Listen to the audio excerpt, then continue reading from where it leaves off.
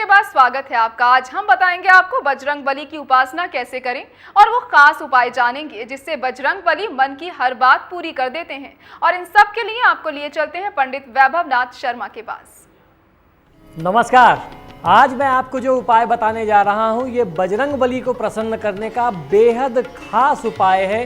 इस उपाय को करने के बाद हनुमान जी आपसे प्रसन्न हो जाएंगे और आपके मन की हर आकांक्षा, हर बात, हर मुराद कर देंगे पूरी। श्री हनुमान जी का चरित्र संकल्प, एकाग्रता, ध्यान व साधना के सूत्रों से जिंदगी के लक्ष्यों को पूरा करने की सीख व ऊर्जा देता है।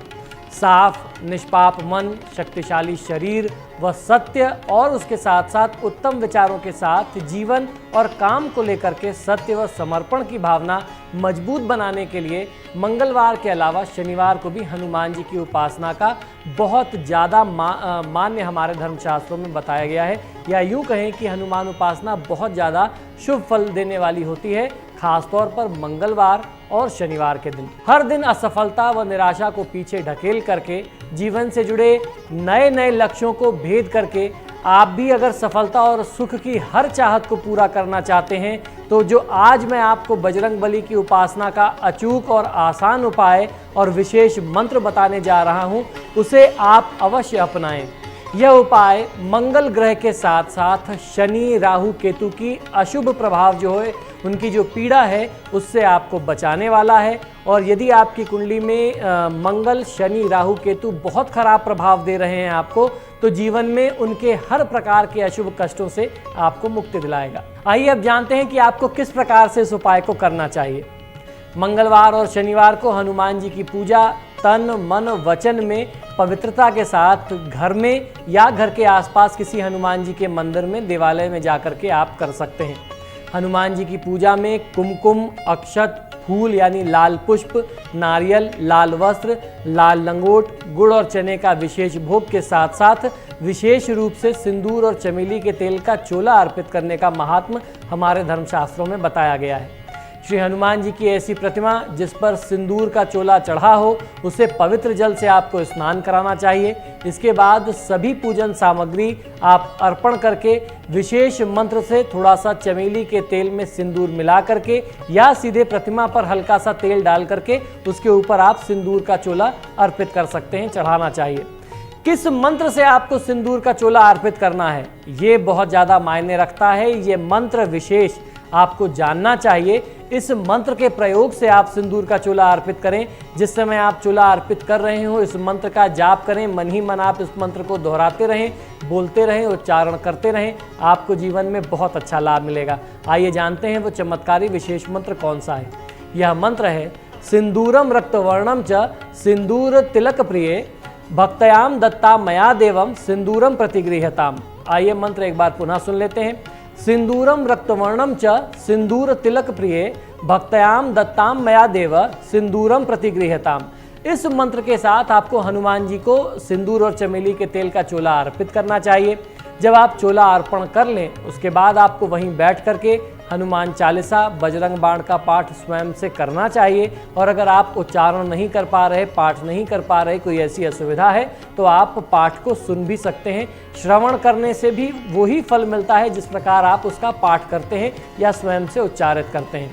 फिर इसके बाद आपको गूगल की धूप देनी है, यानी गूगल की धुनी आप दीजिए। देसी घी व सरसों के तेल का एक दीपक आप वहाँ पे लगा दें। दोनों के अलग अलग दीपक जलाए जाएंगे। एक दीपक देसी घी का होगा, एक दीपक सरसों के तेल का होगा। देसी घी का जो दीपक होगा वो आपके बाएं हाथ की तरफ यानी लेफ्ट हैंड साइड में रखा जाएगा। सरसों के तेल का जो दीपक होगा वो आपके दाहिने हाथ की तरफ रखा जाएगा, यानी आपके राइट हैंड साइड की तरफ रखा जाएगा। ये करने के बाद हनुमान जी की आपको आरती कर लेनी है और दुखों के मार जो आपके ऊपर पड़ रही है उससे रक्षा करने की आपको हनुमान जी से और श्री सीताराम जी से प्रार्थना करनी चाहिए। और इस अनुष्ठान को करने के बाद जो आपको शांति प्राप्त होगी, स्वच्छ मन से आप अगर भगवान ईश्वर व खुद पर भरोसा व्यवहारिक तौर से मनचाही सफलता प्राप्त करने के लिए यश की कामना रख करके यदि आप काम करेंगे तो निश्चित तौर पर आपको हर प्रकार से जीवन में सुख और समृद्धि प्राप्त होगी।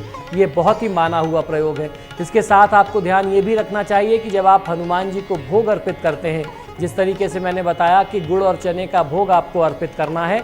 जब आप ये गुड़ और चने का भोग अर्पित करते हैं तो हनुमान जी को कभी भी बिना तुलसी दल डाले हुए कोई भोग नहीं लगाना चाहिए। अगर आप तुलसी के 2 पत्ते उसमें डालेंगे तो आपका भोग जो है वह परिपूर्ण होगा और हनुमान जी उससे संतुष्ट होंगे। अगर आप ये तुलसी के 2 पत्ते नहीं डालेंगे, तुलसी दल समर्पित नहीं करेंगे, तो आपका भोग जो है वह हनुमान जी ग्रहण नहीं करेंगे या उससे पूरी तरीके से वह संतुष्ट नहीं होंगे।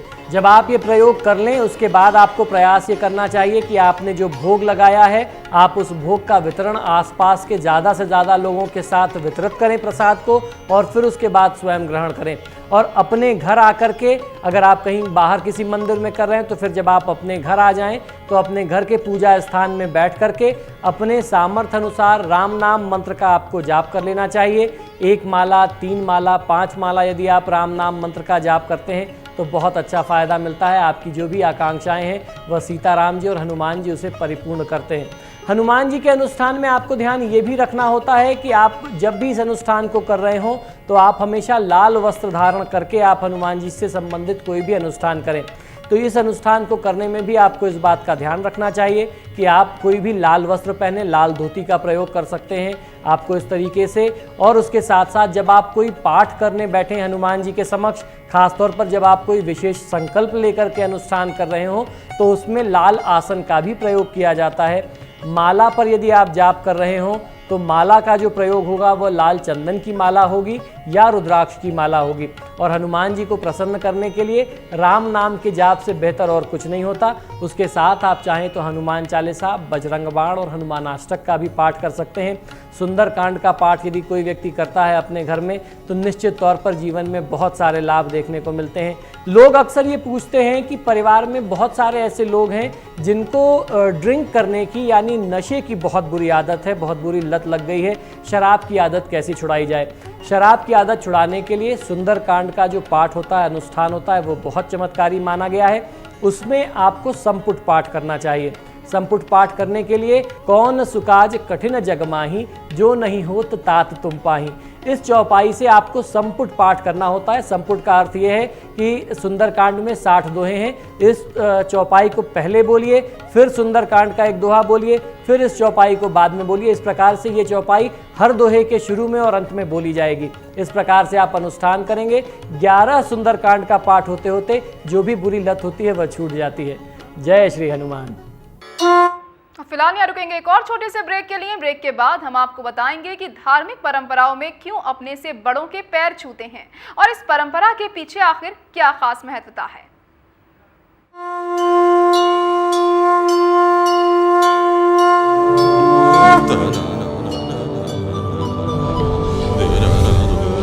धर्म चक्र